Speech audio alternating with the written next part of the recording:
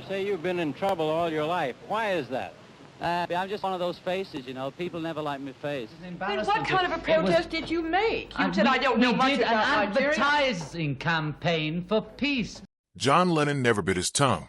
When he had something to say, the whole world heard it, and not everyone liked what they heard. From music to war to God himself, Lennon called it like he saw it. Remember when he said the Beatles were more popular than Jesus? That one sentence set America on fire. Fans smashing records, radio stations banning their music, death threats pouring in. But Lennon didn't care about backlash.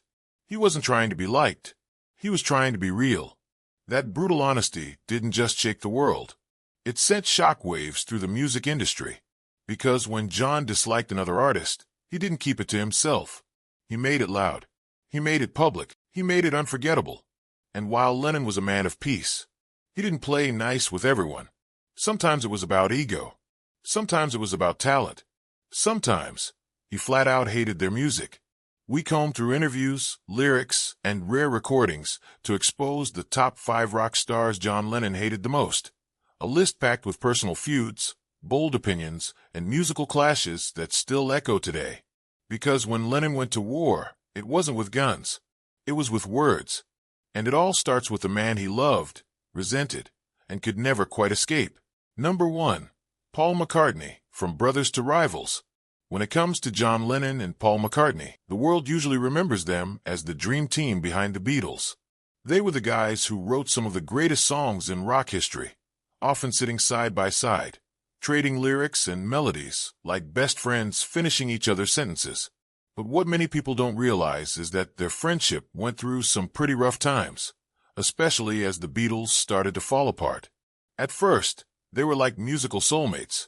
From their teenage days in Liverpool to touring the world and topping charts, they shared hotel rooms, long bus rides, and a passion for writing songs.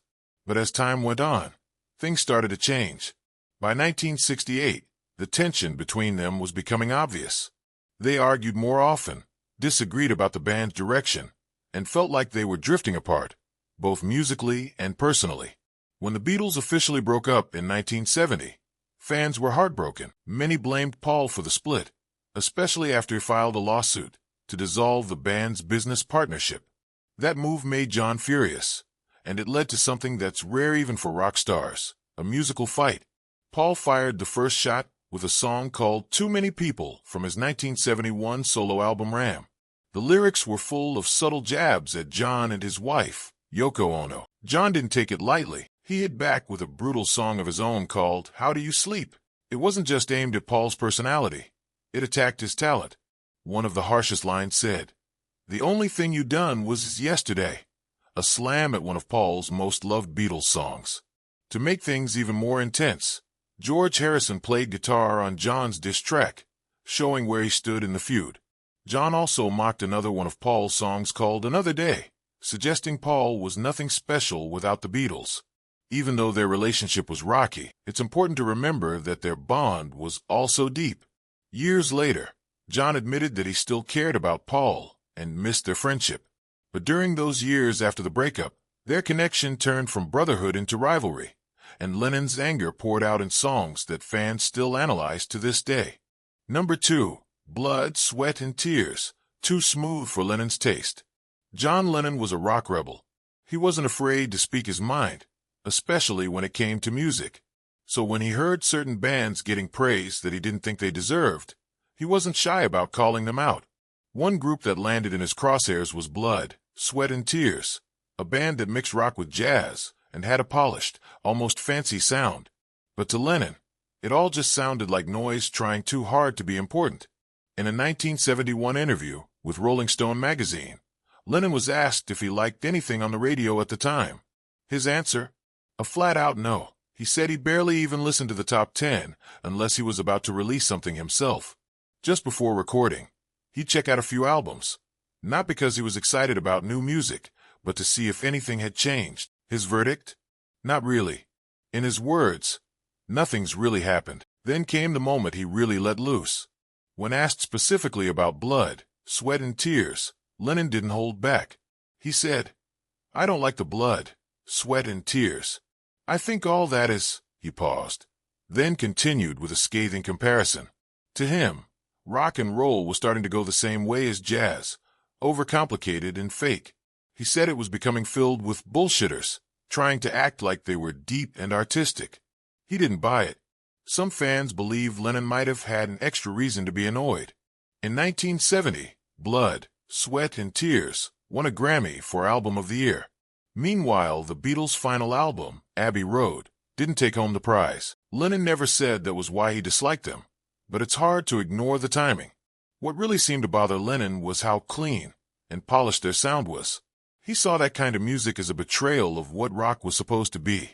Raw, emotional, and rebellious.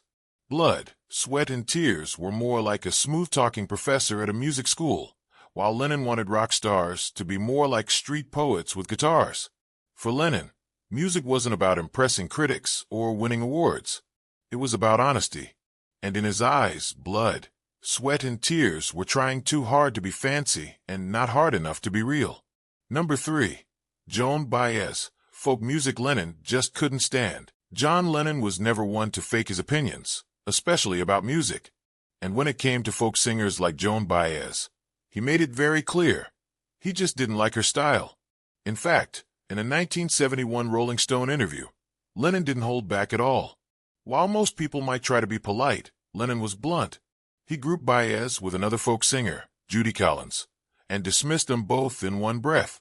"I never liked the fruity Judy Collins and Baez and all that stuff," he said, without a second thought. For Lennon, this kind of folk music felt soft, polished, and too sweet.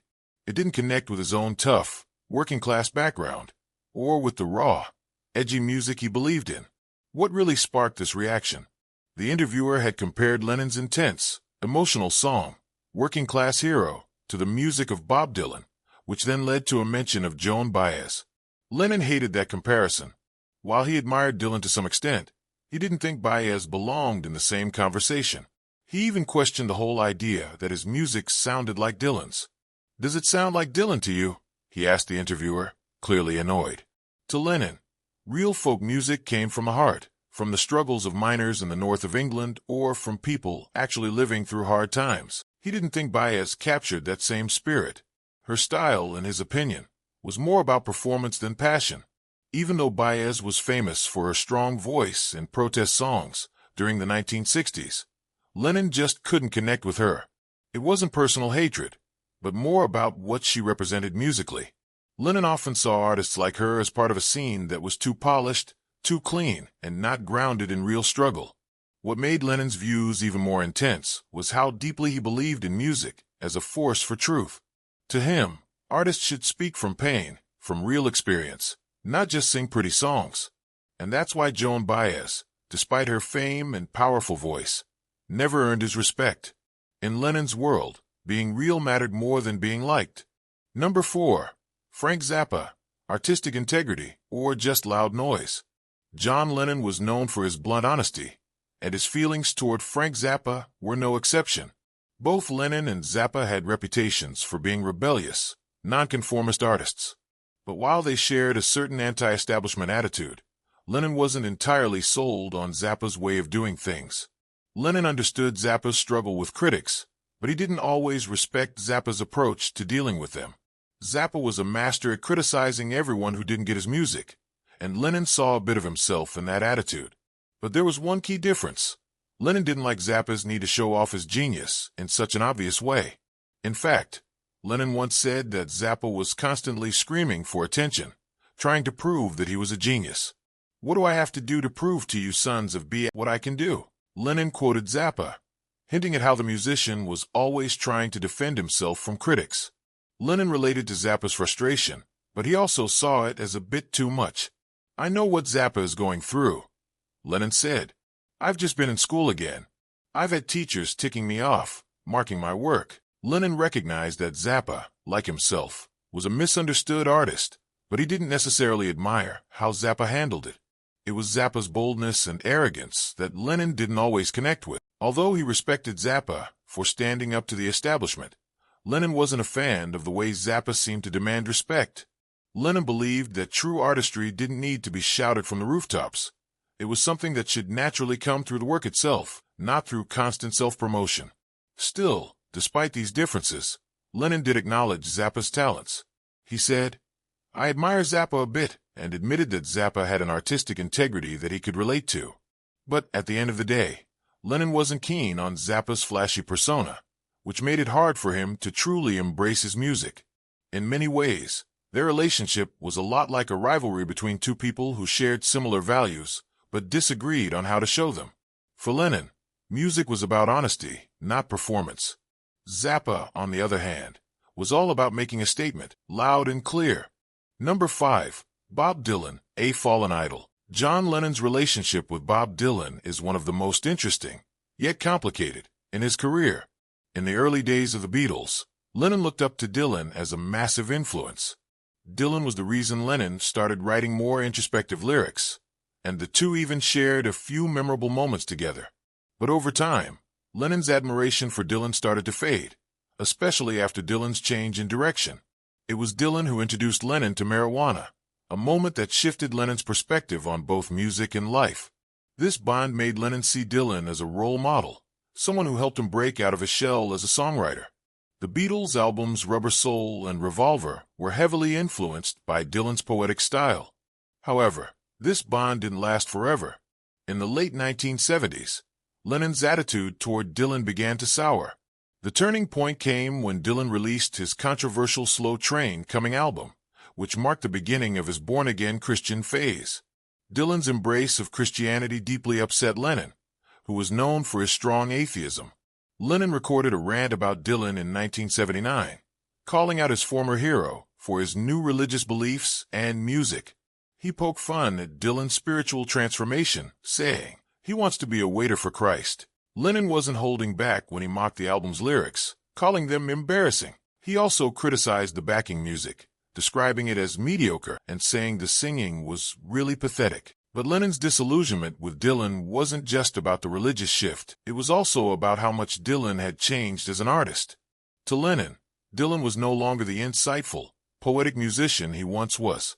Instead, he had become someone who was too focused on pushing his new identity and message. This shift was a big deal for Lennon because, in the beginning, Dylan was a source of inspiration. He represented the intellectual, thought-provoking side of music that Lennon admired.